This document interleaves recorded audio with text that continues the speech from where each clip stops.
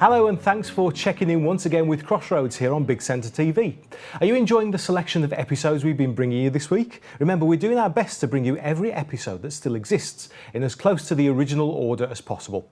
Now, it's an important week in the life of one of the regular characters this week, and we'll be telling you more about that a little bit later on.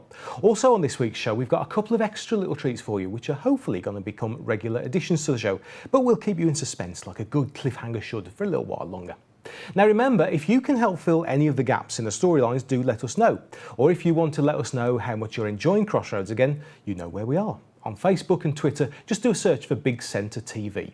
And if you want to email us direct, then it's crossroads@bigcentre.tv.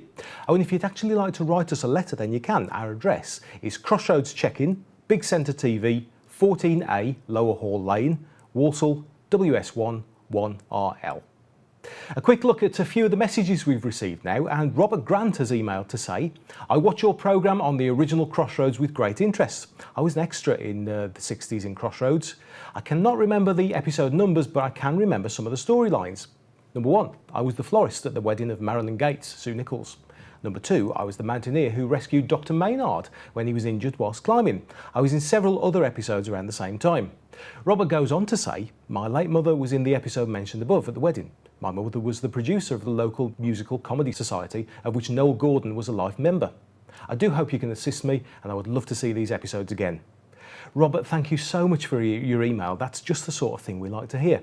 But as you might have guessed, the episodes we've been shown recently covered that exact period, and they're the only ones known to exist at the moment. And really sadly, they don't include the episodes you describe. But of course, if anyone knows any different, then please do get in touch. It'd be so lovely to see clips like this again.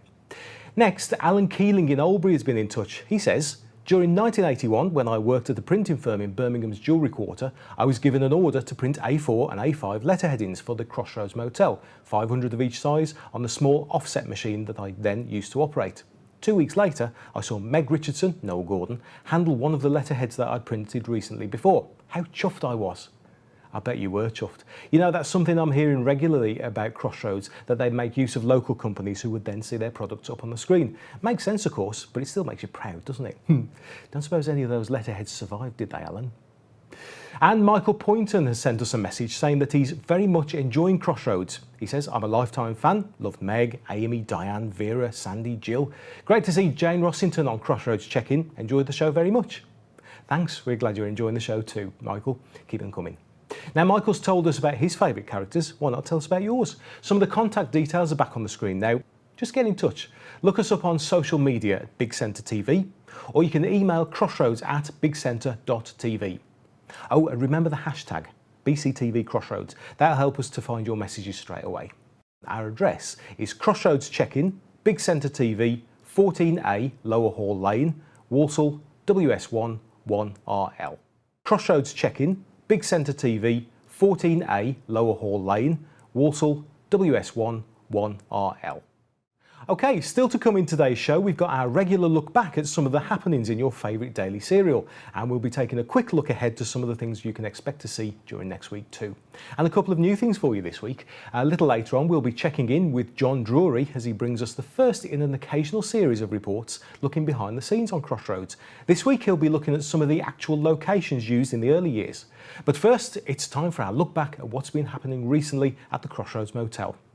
And from this week, we're going to be checking in with our very own bureau down in Kings Oak for a unique look at what's been happening in the area. Our reporter, Glenn Allen.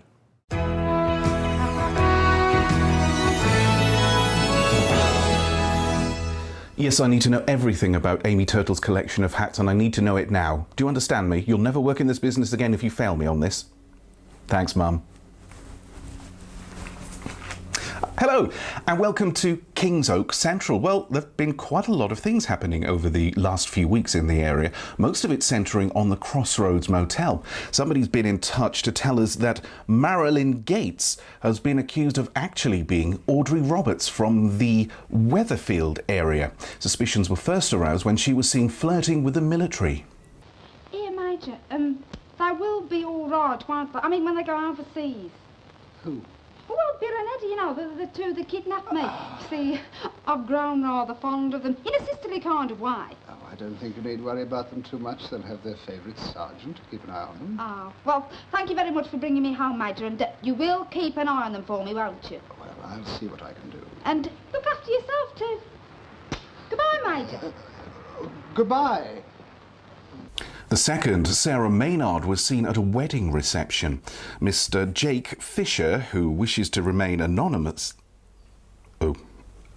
says that he believes that she is, in fact, Yvonne Stewart-Hargreaves, a champion ballroom dancer from a popular holiday camp. Ruth, you look lovely. Thank you. Absolutely gorgeous. And you're a very lucky man. Yeah, I know. He doesn't know what he's letting himself in for, does he, Sarah? If you want any tips on her secret vices, come to me. Remember, I've known her all her life. You know, I might just take you up on that. No, seriously, we wish you a very happy life together. You deserve it. Thank you. And Sarah, everything will be all right for all of us, I know. I know. Listen, Dave tells me you're going on holiday. Yes, we're going to Greece. Oh, how marvellous. Greece, of course, is not where she went to. It was, in fact, Maplin's. Now, the wedding reception that Yvonne Stewart-Hargreaves was spotted at was the wedding of Mr. and Mrs. Frasers. They were given a very special gift. I really must congratulate you. I hope you'll be very happy and take great care of her, because if you don't, I will. There's a little present for you, with my love. In fact, I have that very picture here. Priceless. I'm sure you'll agree. Oh, we shall treasure that all our lives, Jimmy. Thank you. And if things ever get a bit tough, you know, you can always flog it. It's worth a bother, too. Very good. I'll put it up. In other news, Vince Parker was visited by a member of the 80s pop band The Flying Pickets, no doubt trying to recruit him to their band. I wish you'd reconsider, Vince. We could work very well together here. Oh, yeah, but work at what? Look, I'm treading the straight and narrow these days. So am I. Since I did my last stretch, I'm as clean as a whistle. Nah, it'd be more than me life's worth. I've got to say it, Vince. I'm very disillusioned. No joy there, then. There are fears that cuts in the NHS could lead to compulsory serving of jelly 7 days a week. Losing your temper hasn't done you much good. It was worth it just to try and make you change your mind. It was a wasted effort. Circumstances have forced me to change my decision already. The nurse I was going to detail to take over has been taken ill. Does that mean Shirley can stay? It would be too complicated to change the rota completely. Why didn't you tell me before? You didn't give me much time. Now I'll send Nurse Callaghan in with your tea. Oh, great. What is it, jelly today? Not today. Jelly yesterday, jelly tomorrow, but never jelly today.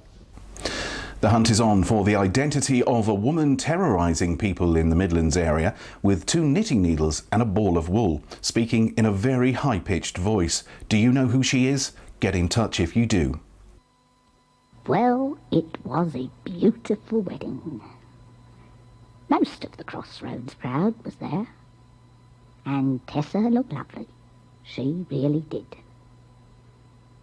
Pity Mrs. Richardson was taken ill in the middle of the reception.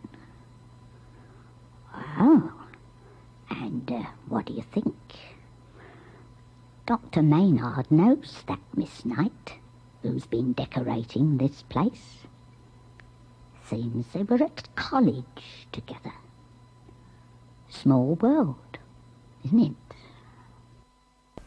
And we're just hearing an update on that story. In fact, yes, I can now confirm they're not knitting needles, they are a pair of crochet hooks.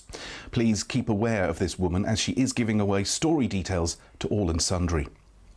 And finally, the son of Meg Richardson, the local motel owner, has been involved in a car accident and is currently in hospital. We'll give you more on that story as we have it.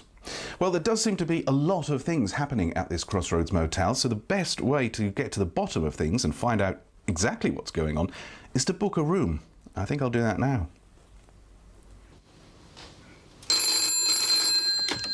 Crossroads Motel, good evening. Tomorrow night, just a moment. Hello, yes, I'd like a room with a view, please. Yes, and a jacuzzi and breakfast at 8 o'clock a.m. sharp, my good woman. No, I'm afraid we can't. Well, perhaps you could try Fairlawns.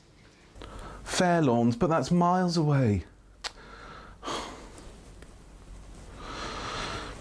No joy there, then. Well, that's it for this update. I'll be back next time with a further one. Thanks for watching. Now it's back to Lee in the studio. The other studio, not this one.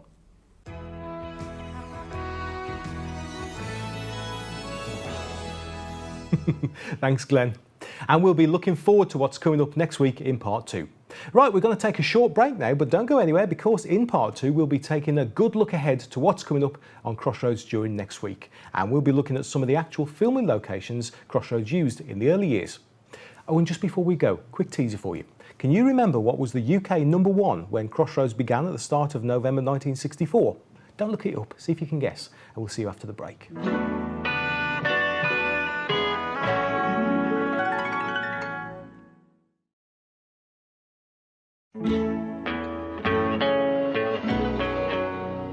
Welcome back, and thanks for checking in with Crossroads here on Big Centre TV.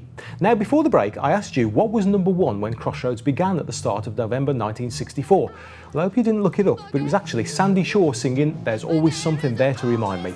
It got to #1 on the 22nd of October 1964 and stayed there for 3 weeks before Roy Orbison came along with "Oh Pretty Woman." OK, it's time for something else new now. We'll be catching up again with Jane Rossington during next week's show, but this week we're going to take a little time out and look at some of the locations used in Crossroads with John Drury. And we'll start with a look back to the early years. Hello, I'm glad you can join me as I take a look at some of the locations used during the early years of Crossroads. Some of the locations we're looking at today date right back to 1964. Now, you might be surprised to learn that the most famous motel of all, the one with the red sign, wasn't a motel at all. In fact, it was an agricultural college in the village of Baschurch in Shropshire. Production notes from 1965 show that as well as the college, the village also provided ATV with many other locations, all within easy reach of the studios in Birmingham. The grounds of the college also featured a lake, and this often appeared in stories right up until the end of the series in 1988. This is episode 496 from November 1966. As well as carrying out location shooting, the producers had ventured outside at night, doubly expensive. Today, the building shown at the start of many episodes is still instantly recognisable. I wonder how many of today's students know about its illustrious history. In story terms, the college was ideal, as it featured new buildings linked to an old house. And even the back of the college got in on the act. Paintings of this view often featured as motel chalets seen through the window of the staff room or the office sets. Crossroads producers often took advantage of locations from right across the Midlands. This scene is taken from episode 126, which is the earliest surviving episode from 1965. Bizarrely, it shows Carlos the chef sneaking into Chalford House School for Girls. In reality, it's Aston Hall, a 17th century mansion house just north of Birmingham. Before our next clip, there's just time to pop back to the village of Baschurch. The manor house next door to the motel also featured in stories throughout the early years of the show. And guess what? It really is right next door to the college. This scene is from episode 500 from November 1966, and it features Sue Nichols as Marilyn Gates. In it, she's seen watching a passing out parade and then inspecting the troops. This is only an edited version. They were obviously very short of dialogue that day. These scenes were filmed at Whittington Barracks in Lichfield, which is now an MOD medical centre. So there you go. I hope you enjoyed this whistle-stop tour of some of the locations used during the early years of Crossroads, and I hope to show you some more soon. Thanks, John, and John will be with us again in a couple of weeks' time. Next week, more memories from Jane Rossington. Now it's time to look ahead to what we can expect during the coming week's episodes of Crossroads right here on Big Centre TV. And we're actually quite settled for most of this week's run of episodes as they all continue onwards from the sad news of Sandy's accident last week. However, if you don't know anything about the storylines, then beware, because what I'm about to tell you does contain a certain number of spoilers, you have been told.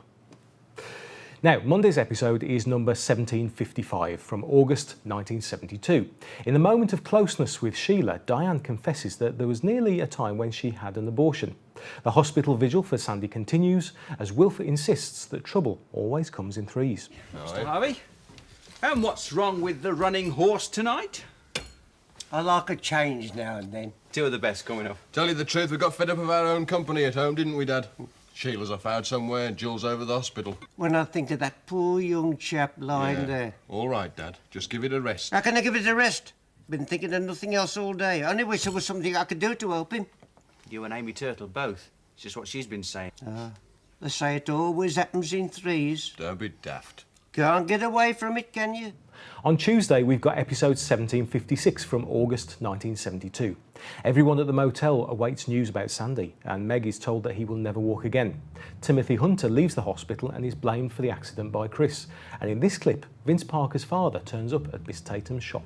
Evening. I'm sorry, we're closed. Understood I'd find Vincent Parker here. I'm afraid you've missed him. He's just gone home. Ah, pity. Well, would you like to leave a message? No, I want to see him. Surprise him. Surprise him. You'll have his address, of course. He may not like it. I appreciate your reticence. Prudence, highly commendable. Thank you. But I'd like his address, please. I suppose it's all right. On Wednesday, you can see episode 1757 from August 1972. Diane is shocked by the unexpected arrival of Vince's father, as is Vince, who hasn't seen him in many years. David Hunter breaks the news to Timothy that Sandy will be paralysed for life. Meanwhile, Amy Turtle is gossiping in reception. I'm glad you're busy. Well, look who's here. Just thought I'd drop in. I've been doing a bit of shopping for the Hunters. Oh, and how is everything at Lake House? Couldn't be better. That's if you don't mind being stuck in the back of beyond. Now, nobody twisted your arm. Are you joking? Hello, Mrs. Turtle. You find it difficult to stay away? Not from you, with all due respect. You haven't changed. How are you making out at Lake House? Couldn't be better. Then you have me to thank for doing a favour. I should, but I won't. If you talk like that to your new employers, you won't last long. Don't worry. He's a gentleman. He knows how to treat me. Oh, we all love Amy Turtle, don't we? On Thursday, it's episode 1758 from August 1972. Meg is still deeply distressed over Sandy's accident, and the ward sister asks David for help. Vince tries to reconcile with his father. Meanwhile, what's going on with Tish and Ted? It only took 5 minutes to say no. I'll never understand. Wanted to spare my feelings, I suppose. Not that I've got any left. I feel quite numb. Oh, it's disappointment. Timothy's got all that money lying no, around. Madame Dory was bad enough, but at least she knew what she was up to. Uncle Timothy went bankrupt us all in a week. I suppose you're right. It's one hell of a problem. Is it? What are you thinking of? Hello. Hello, David. Good grief, is that the time? Sorry, Tish, I've taken up much too much of your time. Oh, don't worry about that. Excuse me. Look, if you have a few spare moments, give it a thought or two, will you? Yes, I will. I'll pick you up after work. On Friday, we have episode 1759 from September 1972. Sandy awakes from unconsciousness to be told about the accident and his paralysis. Mrs. Loomis apologises to Amy, and Meg is understandably looking at life in a different light. Meg, there are only a certain number of things that can be said in a situation like this, but to quote the old cliché, life has to go on. Why? What do you mean? People are always saying life must go on. I'm asking why. They say it because they want to believe it. Exactly. And I don't. I see. Liz Clark's moved out. Oh, well, we had to expect that, I suppose. She's very young, Meg. Yes. She's got her full health and strength. I'm sorry, David. It's very good of you to come over here, but visitors aren't really helping Sandy. I came to see you as much as anything else. I thought you might be interested in what's happening at the motel. I just told you. It doesn't matter anymore. And finally, on Saturday, we're having to move ahead a couple of months to episode 1817. That's from November 1972. In the wake of Diane and Vince's separation, Vera asks Wilf to help in the purchase of a houseboat for both her and Diane to live on. Sandy's recovery is enlivened by the presence of an attractive physiotherapist. Meanwhile, in reception... Right, Diane, I'll take over now. Oh, right, Mrs. Richardson. Now, hang on a minute. There's somebody got to be told about a telegram. Boland, Shelley too. Right. That's it.